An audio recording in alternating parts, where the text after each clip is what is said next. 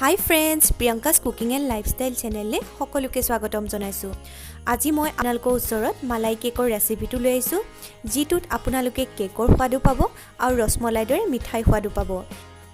এই কেকটোৰ বাবে মই কোনো ধৰণৰ ডিম দৈ ব্যৱহাৰ নকৰাকৈ ওভেনত নহয় কেৰাহীত বনাইছোঁ। তেনলে চাওঁচোন আহক আজিৰ ৰেচিপিটো।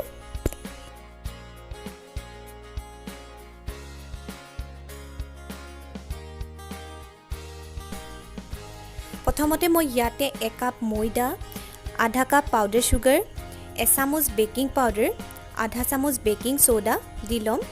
এতিয়া ড্ৰাই ইনগ্ৰিডিয়েণ্টছখিনি ভালদৰে চালি ল'ম।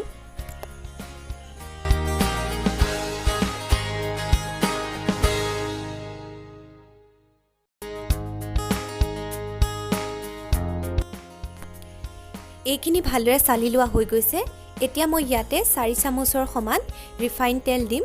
ৰিফাইন তেলৰ সলনি বাটাৰো ব্যৱহাৰ কৰিব পাৰি। আৰু মই ইয়াতে আধা কাপ গাখীৰ দিম। গাখীৰখিনি একেলগে দিনো অলপ অলপ কৰি মিক্স কৰি যাম আৰু একেটা ডাইৰেকশ্যনতে মিক্স কৰি যাম বেটাৰটো।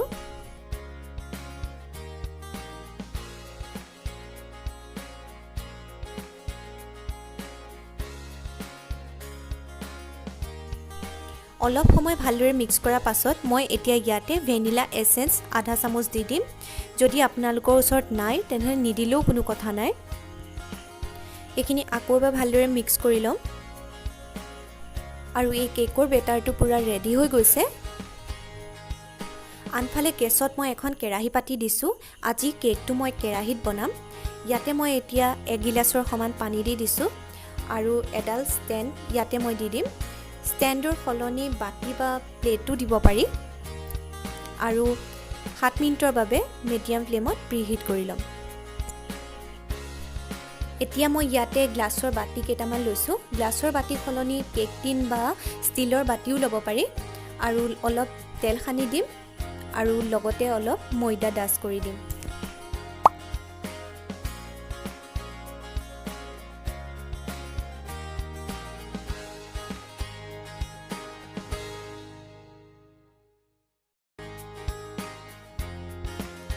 এতিয়া মই কেকৰ বেটাৰটো অলপ অলপকৈ কৈ দি যাম। গোটেইটো ফুলকৈ নিদিব যিহেতু কেকটো ফুলি উঠিব।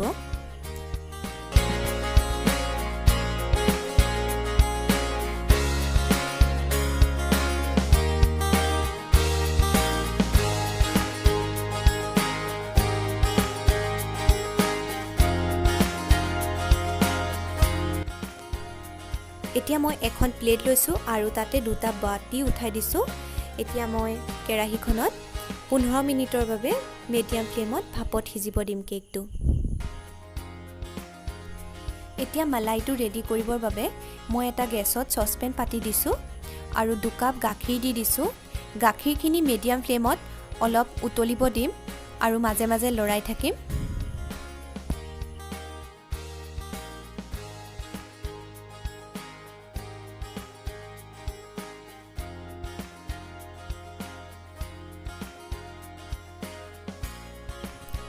গাখীৰখিনি ভালদৰে উতলিছে। এতিয়া এটা বাউলত 4 চামুচ পাউডাৰ গাখীৰ লৈছোঁ। পাউডাৰ গাখীৰ সলনি কনডেন্স মিল্ক আধা কাপো ল'ব পাৰি। এতিয়া এই বইল হৈ থকা গাখীৰৰ পৰা 4 চামুচৰ সমান গাখীৰ মই এই পাউডাৰ গাখীৰখিনি দি দিম আৰু এইখিনি ভালদৰে মিক্স কৰি ল'ম।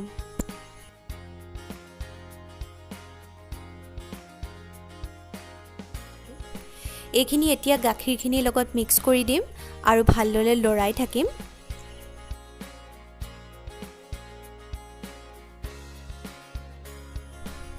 এতিয়া ইয়াতে 4 চামুচ চেনি দিম।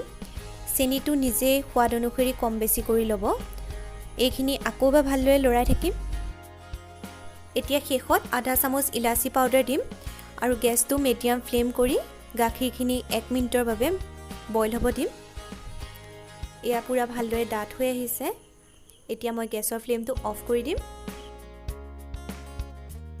আনফালে 15 মিনিট হৈ গৈছে আৰু কেকটো পুৰা ভালদৰে ফুলি উঠিছে। এডাল টুথপিকে মই এতিয়া চেক কৰি চাম কেকটো সিজিছে নাই। পুৰা ক্লিয়াৰ হৈ আছে টুথপিকডাল। কেকটো পুৰা ভালদৰে সিজি গৈছে। এতিয়া বাকি থকা গিটাও 15 মিনিটৰ বাবে ভাপত সিজিব দিম।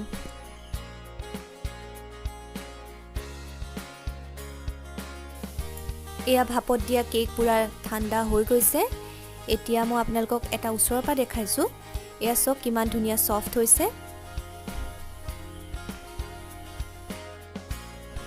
এতিয়া এখন ফৰ্ক লৈছোঁ আৰু কেকখিনি অলপ ফুটা কৰি দিম যাতে মালাইখিনি দিলে ভিতৰলৈ ভালদৰে সোমাই যায়।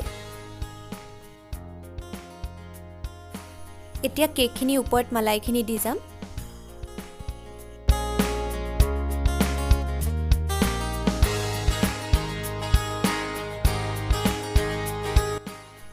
এতিয়া ইয়াৰ ওপৰত অলপ ড্ৰাই ফ্ৰুটছ দি দিম।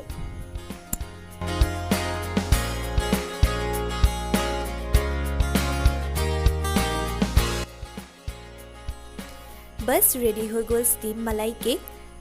দেখিয়ে খাওঁ খাওঁ লাগিছে নহয়নে বাৰু? ফ্ৰেণ্ডছ, আপোনালোকে যদি এনেদৰে খোৱা নাই তেনেহ'লে এবাৰ খাই চাব।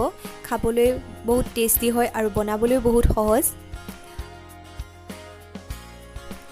যদি ৰেচিপিটো চাই ভাল লাগিলে তেনেহ'লে লাইক, শ্বেয়াৰ আৰু কমেণ্ট কৰিবলৈ নাপাহৰিব। আৰু মোৰ যদি চেনেলটো ছাবস্ক্ৰাইব কৰা নাই তেনেহ'লে ছাবস্ক্ৰাইব কৰি দিব। তেনেহ'লে আজিলৈ আহিছোঁ, ধন্যবাদ।